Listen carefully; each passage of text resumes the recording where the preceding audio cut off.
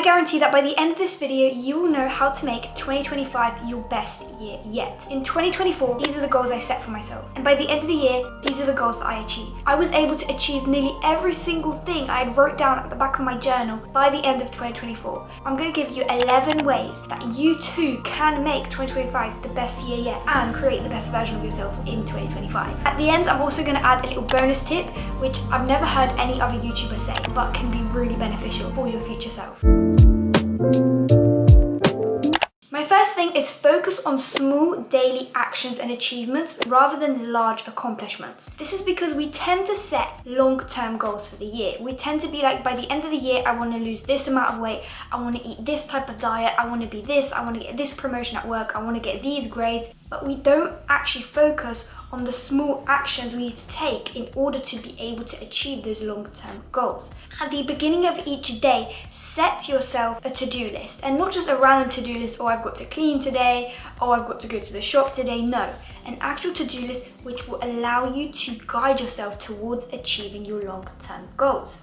So if you want to get specific grades in your exams, say I'm going to do this amount of a revision today, I'm going to study this, I'm going to do that, I'm going to read 10 pages of this book. Being able to accomplish these small habits daily is not only going to make sure that you are on track to achieving your long-term goals, but it's going to make you motivated, because at the end of each day, you can tick it off and you can feel that sense of accomplishment. You can feel that sense of success and satisfaction that you actually did something to contribute towards your future self and the best version of yourself today. A productive day starts with productive tools, and for me, that's Brilliant. Brilliant is the ultimate app for anybody looking to sharpen their skills in maths, computer science, and science. With bite-sized interactive lessons, it makes even the trickiest topics fun and easy to understand. Over the past 2 months, I've incorporated Brilliant into my daily routine, and it has truly transformed the way I learn and, to be honest, my life in general. From reinforcing core algebra concepts and tackling intricate logic puzzles to exploring foundational topics in machine learning, I've gained invaluable skills, all in just a few minutes a day. For example, their logic course helps you think critically and solve problems step by step. Computer science lessons teach you the building blocks of coding through interactive challenges. It's perfect for students, lifelong learners, or anyone curious about the world. The best part is you don't need hours of free time. In just a few minutes a day, you can make real progress. It fits right into your schedule, no matter how busy you are. If you're ready to level up your learning, use my link or scan the QR code which I'll put up on the screen. I'll also leave a link down in the description below of this video, and this will allow you to get a 30-day free trial to try out Brilliant for yourself. Dive into problem solving, challenge yourself, and discover just how much you can achieve with Brilliant. Be productive, be brilliant. Thank you, Brilliant, for sponsoring this part of the video. My next thing is build a structured morning routine. Success and having a structured good morning routine are very closely correlated. Having a structured fixed morning routine every single day that you follow on a daily basis, no matter what, and you stick to it and you are disciplined, is the key to putting yourself up for success for the rest of the day. By having this structured morning routine, we are making sure that we stay disciplined, we're focused, we are doing habits which are not only beneficial in the short term, but also compounding them over time have even larger positive effects on our bodies and on our health and on our future. Some of the main things that I would recommend you putting into your morning routine is reading, stretching, exercise, mindfulness, positive affirmations, meditation, drinking a litre of water every single day. If you are struggling, get a massive water bottle. I just recently got this Stanley for Christmas. Oh my gosh. I've been drinking water like literally so much just because I have this massive water bowl. Justify yourself making a purchase to help and contribute and invest into your long-term health and future. And this can literally be little things, and you can build them up over time. If you don't have any sort of structure in your morning routine, just telling yourself, I'm gonna brush my teeth, I'm gonna wash my face, then I'm gonna get dressed. That's already putting structure to your morning and already putting discipline within your day and making your day more productive. And over time, you can just add things like, after I brush my teeth, I'm going to stretch for 3 minutes. And these little things will compound over time and you'll see such a good positive effect. My next thing is I actually watched this in Ali Abdal's YouTube video, and he recommended to set goals for the quarter or every 3 months rather than the whole year. This will keep you accountable throughout the year because we tend to procrastinate. If we set a goal for the end of the year to lose X amount of weight and it gets to March and you've done nothing to contribute towards that goal, and you're like, oh, it's fine, I've still got another 9 months of the year to go. It gets to June, half of the year has gone, you've still done nothing to contribute to that goal you set for yourself. in January. And you're like, it's fine, I've still got another 6 months. And then it gets to December and you've done nothing about it. And again, you've not accomplished the goals you set for yourself at the beginning of the year. So by setting goals for every 3 months, it keeps you accountable because it gives you that time pressure. It gives you that pressure that I've got 3 months. I've got to achieve this within that 3 months because I've not got any other time. You need to realize that time will pass no matter what. And you are in control of your time. And if you don't take control of your time, it will beat you to it. It will go so fast that you won't even realize.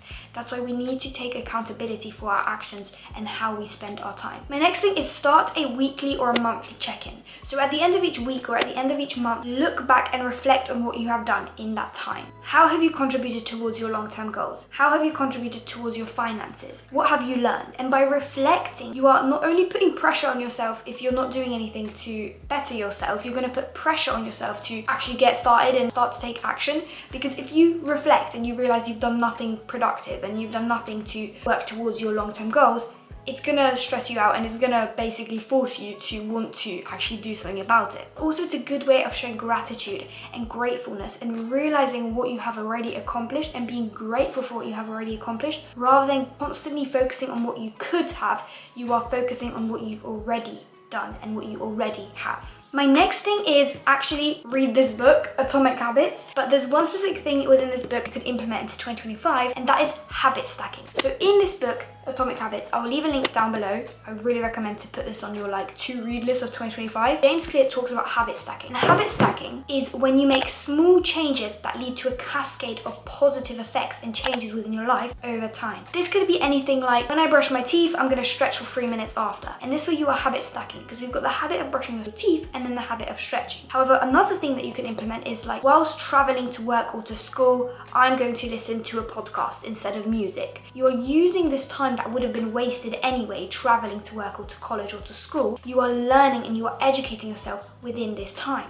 Now compound that over time. Compound all the hours you spend traveling in a year to work or to school, to college, and every time you use that time to listen to a podcast, to educate yourself, look at how much more educated you're going to be by the end of the year than you were compared to the beginning of the year. Some podcast recommendations I would give you guys is the Jordan Peterson podcast, Rob Moore's Disruptors podcast, The Diary of a CEO by Steve Bartlett, Mind Valley podcast, Tom Bilyeu's Impact Theory podcast is also really good. My next thing is focus on diet. Diet could be the main cause of literally anything. It can impact the way you think. It can impact the way your memory works, your brain works. It can impact your energy. It can impact your mood. And if we don't realize what diet works the best for us, will allow us to work to our optimum performance, we will never be able to achieve that optimum performance. So find a diet that works for you, not one that your friend said works for her, not one that your whole family is eating because that's always just how you ate, not one that you've seen on social media, or it made that girl lose weight, or it made that girl lose her skin rashes, I'm gonna start eating that. No, you need to find what works for you because everybody is different. However, some things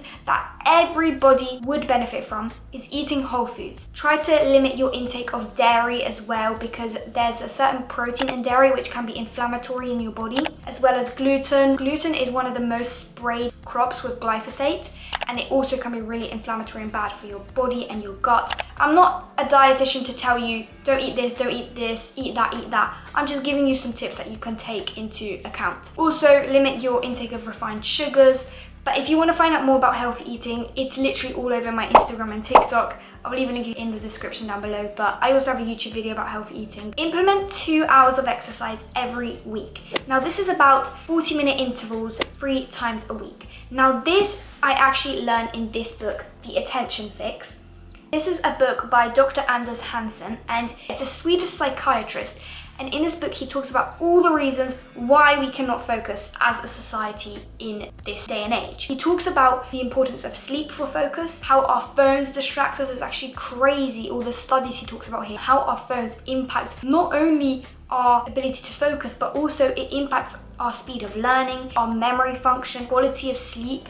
And then it also talks about exercise. There was a study conducted by Israeli scientists, and they conducted a meta-analysis where they grouped together over 5,000 pieces of research and studies and created kind of an overview of what was found in all of these studies. And they found that exercise, and this can be any form of exercise, walking, yoga, Pilates, the gym, running, literally something as simple as going on a walk, actually increases the speed of your memory. It actually makes our brains work faster, to learn things faster, remember things faster, and recall things faster. If that doesn't already convince you to put in that exercise, I don't know what will. The next thing is surround yourself with the right people. Now, yes, you are the average of the 5 people you surround yourself with, but this isn't just the people you surround yourself with in your physical environment.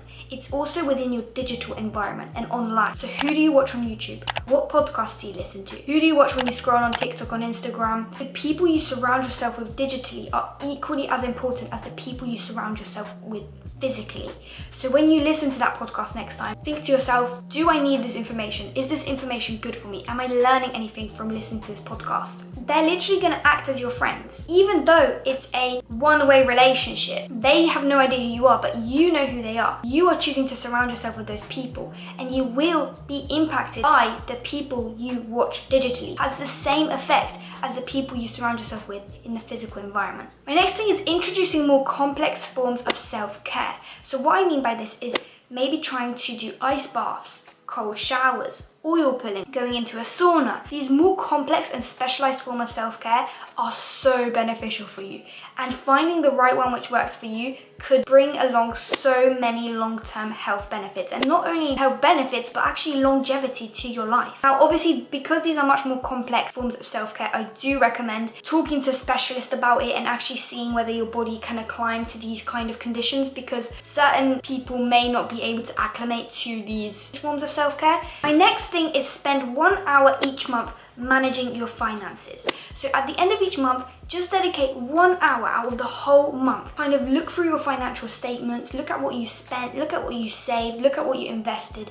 By just spending an hour each month, you are making sure that you are in control of your money. You're not just letting your money sit and have no value and just decrease in value over time because of inflation.